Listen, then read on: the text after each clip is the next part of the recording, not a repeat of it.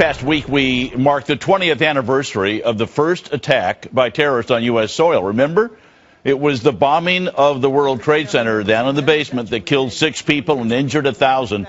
So it's been 20 years of dealing with terrorism here in the U.S. Combine that with the recent report showing a majority of convicted terrorists since the 90s, college-educated Americans, born, raised, working right here in the U.S. So has the face of terrorism changed? Joining us now is former CIA intelligence officer and head of the bin Laden unit, Michael Scheuer. And Michael, 20 years, I can't believe it's been 20 years. It really shows how fast time flies. But that was the first attack on our soil. Has the face of terrorism changed since that attack? Well, I think it has to some extent, Tom, but I also believe that we convinced ourselves for most of the past 20 years that terrorism comes from poverty, from ignorance, from the lack of employment, and really from the first, from the attack in 1993, these have been educated people. Ramzi Youssef went to university in Britain, for example, who was the bomber the first time the Trade Center was attacked. This is by far a movement that represents the best and the brightest in the Muslim world.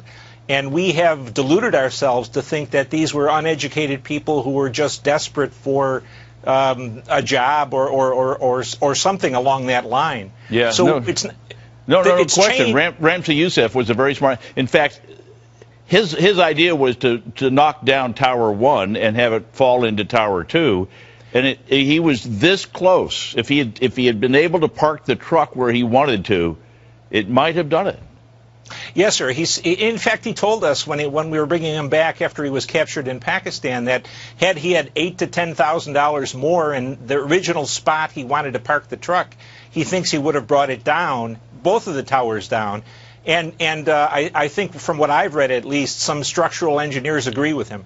So these are smart guys, but we get this report out this week that said that the majority of people that have been convicted of terrorism are people that are born and raised and educated right here. Now, most of them are Middle Eastern descent, but they're born in America, they're raised here, they're educated here.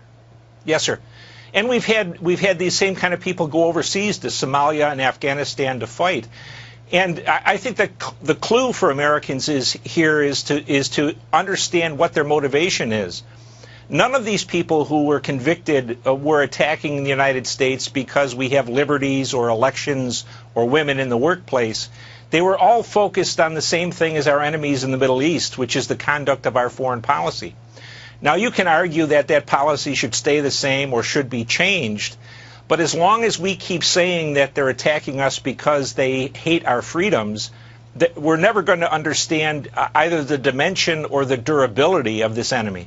Yeah, but a lot of people have said that, and they usually get shot down pretty quickly. You've heard the argument against what you just said, that if we're nice to them, they will leave us alone. Not really. People don't believe that, Michael.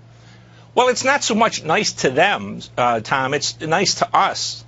What are we doing, for example, 40 years after the first oil embargo, still supporting the tyranny that governs Saudi Arabia?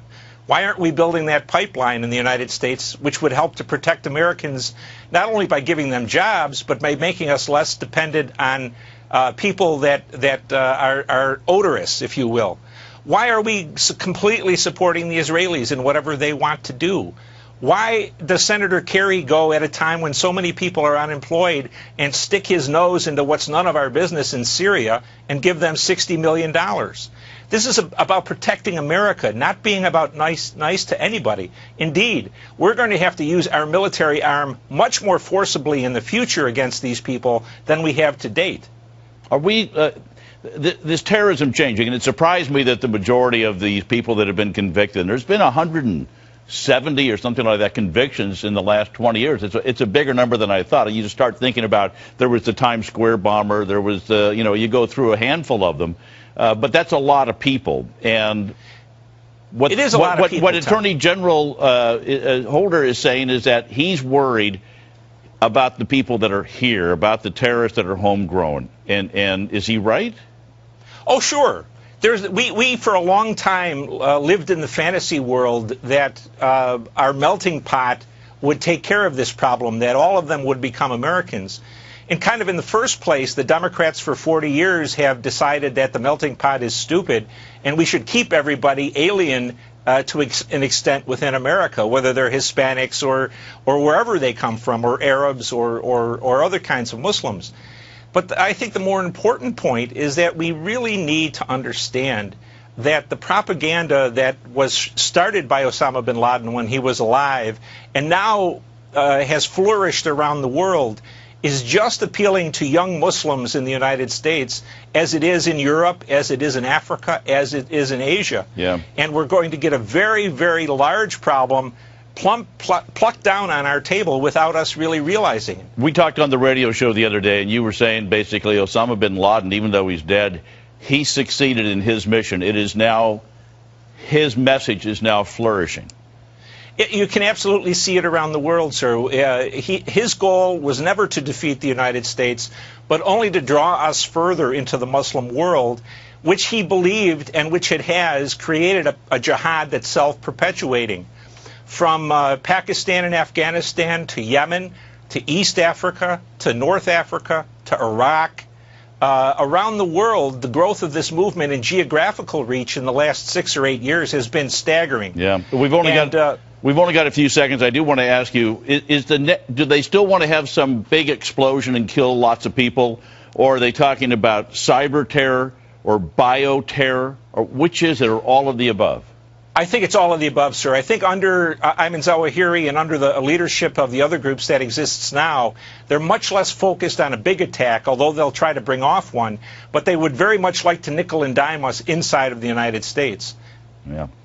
Michael Scheuer, you're always full of great information. Thank you so much. Good to talk to you. Always nice to talk to you, sir. Thank you. You bet.